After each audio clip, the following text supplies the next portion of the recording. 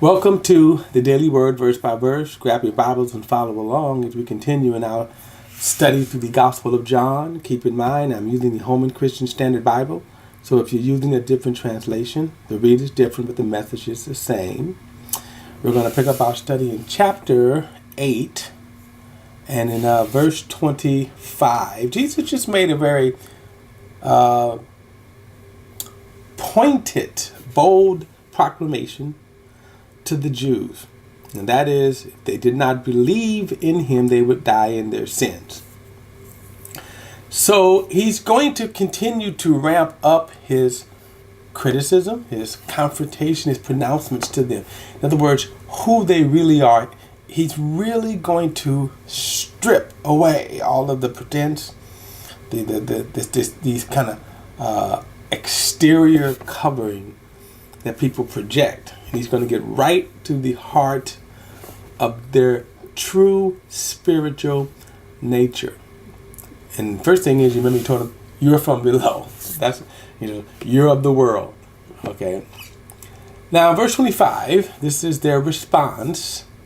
Who are you? They question. Precisely what I've been telling you from the very beginning, Jesus told them. I have many things to say and to judge about you, but the one who sent me is true. And what I have heard from him, these things I tell the world. And we kind of just talked about the term the world. So who is he referring to now? The people of the world. What I've heard from the Father, I'm telling the world. It's kind of interesting because why is he telling the world? He already said this, because I want the world to be saved. Why isn't the world being saved? Because they don't believe that he is the Messiah. Verse 27. They didn't know he was speaking to them about the Father. So Jesus said to them, when you lift up the Son of Man, then you will know that I am he, that I do nothing of my own, but just as the Father taught me, I say these things. The one who sent me is with me. He has not left me alone because I always do what pleases him. Now, Jesus, from his perspective, is speaking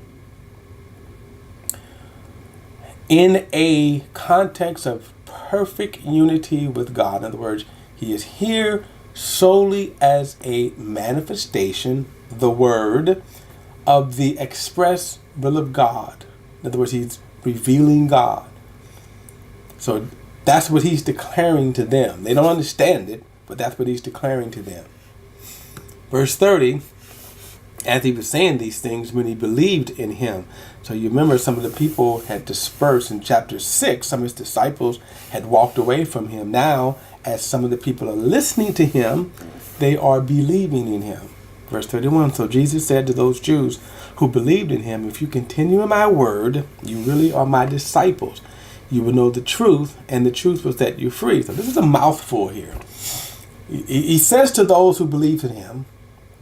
So now, this is not just a sort of membership. In other words, you know how we do church membership. We show up on some Sundays where we don't show up on another Sunday. We might show up, we might commit or whatever. But Jesus is saying here is that if you continue in his word, he says, and the idea of is continue nonstop. If you continue in his word, then basically you are demonstrating, you are proving that you are really, his disciples. In other words, looking at it from a bird's eye view, from start to finish, those who continue, who start and then end the process, then demonstrate he is, that they are truly his disciples. In other words, if you start and somewhere along the process, and we have people like that today, they join a church, they profess Christianity. Sometimes it can be a shorter period of time. Some people are more startling that they've been a Christian for 40 years. The next thing you know, I'm an atheist. Well, you demonstrate that you was never a true believer. And that's what Jesus is kind of saying right here. Now, verse 32 he says, you will know the truth, and the truth will set you free. Now, set me free from what? Now, he's going to clarify that in a moment. But the idea is that those who continue in the word will be set free, thus proving and demonstrating they are Jesus' disciples. Verse 34, Jesus responded. Now, verse 33, we are descendants of Abraham, they answered, meaning the crowd.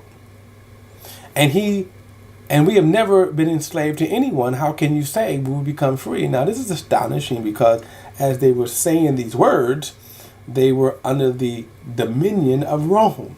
They had, in their entire history, they had been in and out of bondage to various kingdoms due to their sin. And the very nation of Israel, you remember, started because of the slavery that they were in bondage to Egypt. So when they make this statement, it's kind of like, really? But it also kind of shows you, again, how they're stuck on the natural. And Jesus is always making, he takes a natural illustration or analogy, but he is speaking of a spiritual truth. And they are very, very dull to picking up those spiritual truths. Verse 34, Jesus responded, I assure you, everyone who commits sin is the slave of sin. So right here, this is what he's referring to right now. He tells them this is the spiritual problem here. Everyone who commits sin is the slave of sin.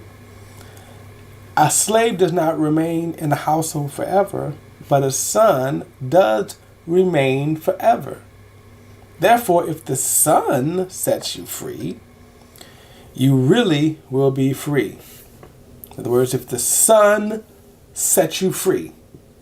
Okay, so then go back. How does he set them free? He just told them, if you continue in my word, you are my disciples. You will know the truth, and the truth will set you free. So the continuing of the word sets me free. Well, sets me free from what?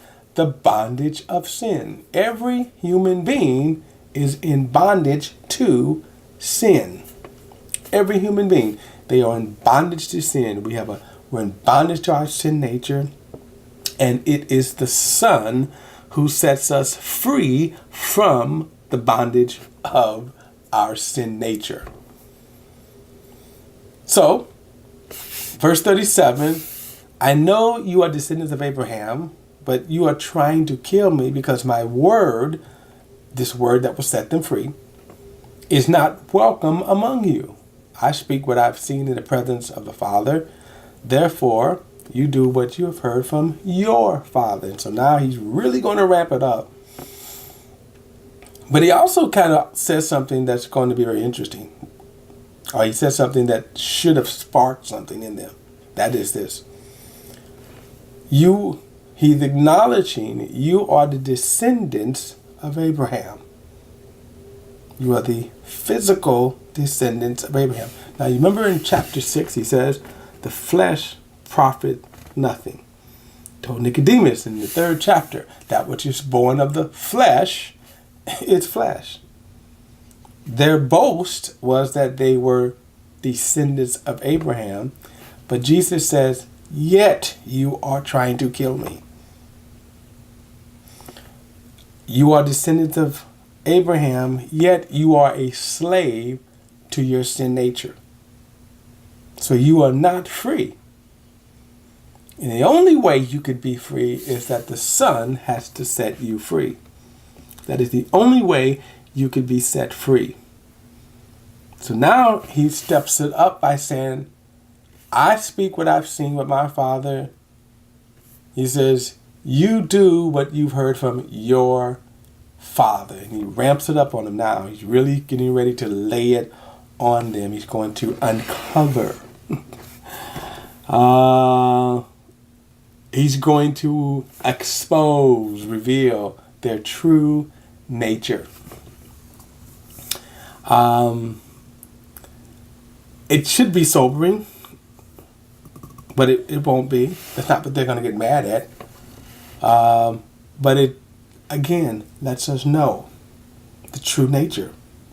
And this is something that's a truth that's throughout, right? Our sinful nature. We all have one. We all sin. We can all acknowledge that. All right. I'll pick it up in verse 39 in the next video. So I'll see you then.